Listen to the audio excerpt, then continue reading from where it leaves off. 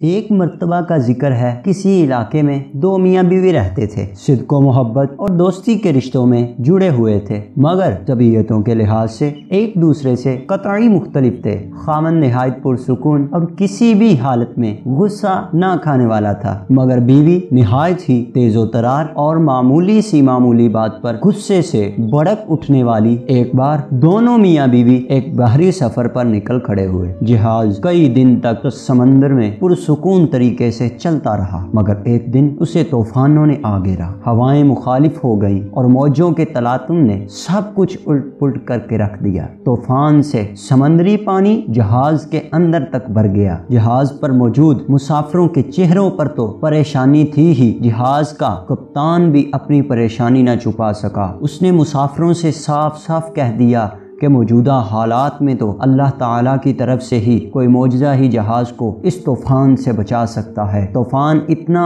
سخت تھا اور اتنی شدید آندھی چل رہی تھی کہ ہر چیز الٹ پلٹ ہو رہی تھی، کوئی کدھر کو گر رہا تھا، کوئی کدھر کو گر رہا تھا، جس کے دیکھنے کی وجہ سے کپتان بھی کانپ اٹھا اور کپ کپاتی آواز سے اس نے کہا کہ نہ بھئی، اب اللہ رب العالمین ہی ہمیں بچا سکتا ہے۔ کپتان کے اس بیان سے مسافروں کے دلوں میں بچنے کی رہتی سہتی امیدیں بھی دم توڑ گئیں۔ موت کو قریب پا کر مسافروں نے خوف سے چیخنا اور چلانا شروع کر دیا۔ اس آدمی کی بیوی پر تو جنونی کیفیت سی طاری ہو گئی۔ اسے تو کچھ بھی نہیں سوچ رہا تھا کہ کیا کرے۔ بھاگتے ہوئے اپنے خاوند کے پاس پہنچی کہ شاید مصیبت کی اس گھڑی میں فرار و نجات کے لیے وہ کوئی بہتر حل جانتا ہو۔ یہ دیکھ کر تو اسے اور بھی تیش آ گیا کہ گرد و نواح میں مسافروں کے آہو پکار سے مچی قیامت سے بے تعلق اس کا خاوند حسب سابق پرسکون طریقے سے بیٹھا ہوا ہے۔ بیوی نے چلا کر خاوند کے گریبان میں ہاتھ ڈالا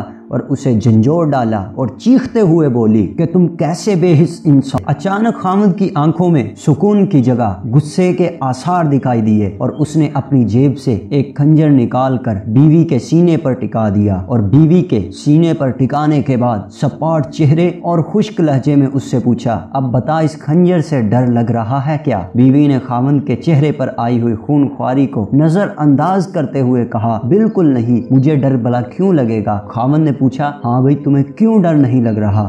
بیوی نے جواب دیا، کیونکہ یہ خنجر ایسے ہاتھوں میں ہے جو اس سے پیار کرتا ہے اور اپنی ساری دنیا اس پر قربان کر دینے کو تیار ہے، اور اسے ان ہاتھوں پر مکمل بھروسہ بھی ہے۔ خاوند نے مسکراتے ہوئے کہا، بالکل اسی طرح ہی تو میری مثال ہے۔ یہ خونخوار اور پرہیبت موجیں اس ہستی کے ہاتھوں میں ہیں جو مجھ سے پیار کرتا ہے، اور مجھے اس ذات پاک پر پورا بھروسہ بھی ہے۔ پھر ڈرنا کس بات کا؟ اگر وہ ذات پاک ان سب موجوں اور طوفانی ہواؤں پر مکمل تسلط اور قابو رکھنے والی ہے تو دوسری طرف ہماری موت اور زندگی کا اختیار بھی اسی کے قبضے میں ہے۔ موت کا وقت معین ہے، اگر زندگی ہوگی تو وہ ہمیں اس طوفان سے بھی نکال دے گا۔ ناظرین اکرام، اس کہانی میں ہمیں جو سبق ملتا ہے وہ یہ ہے کہ ہمیں اللہ سبحانہ و تعالی پر مکمل بھروسہ، مکمل اعتماد رکھنا چاہیے اور ہر مشکل پریشانی میں اپنے رب کو یاد کرنا چاہیے۔ اگر آپ بھی زندگی کی موجوں سے لڑتے لڑتے تھک گئے ہیں اور حالات آندھیوں کی مانند تمہیں مخالف سمت میں دھکیل دیتے ہیں تو مت ڈریے، ہاں بالکل مت ڈریے۔ اس شخص کی طرح جو طوفان میں گرا ہوا تھا، ہر طرف چیخو پکار تھی، آہو پکار تھی، طوفان کے اندر بھی اللہ سبحانہ و تعالیٰ پر اپنا پورا یقین اور اعتماد باندھ لیا۔ جو رب ہمیں ماں کے پیٹ میں 9 مہینے تک رکھ سکتا ہے، وہ ہمیں اس مشکل گھڑی میں بھی نکال دے گا۔ انشاءاللہ ہم اس مشکل مصیبت کے وقت سے نکل آئیں گے، تو آپ ڈریے نہیں، کیونکہ اللہ سبحانہ و تعالی آپ سے پیار کرتا ہے۔ وہی تو ہے جسے ہر طوفان اور ہر آندھی پر مکمل قدرت ہے۔ وہ ہمیں اس سے بھی زیادہ جانتا ہے، جتنا ہم بھی خود کو نہیں جانتے۔ وہ ہمارے سارے رازوں سے واقف ہے۔ اگر اپنے رب سے پیار ہے تو اس پر پورا بھروسہ کیجئے اور اپنے سارے کے سارے معاملات اس پر چھوڑ دیجئے، تو پھر دیکھیے گا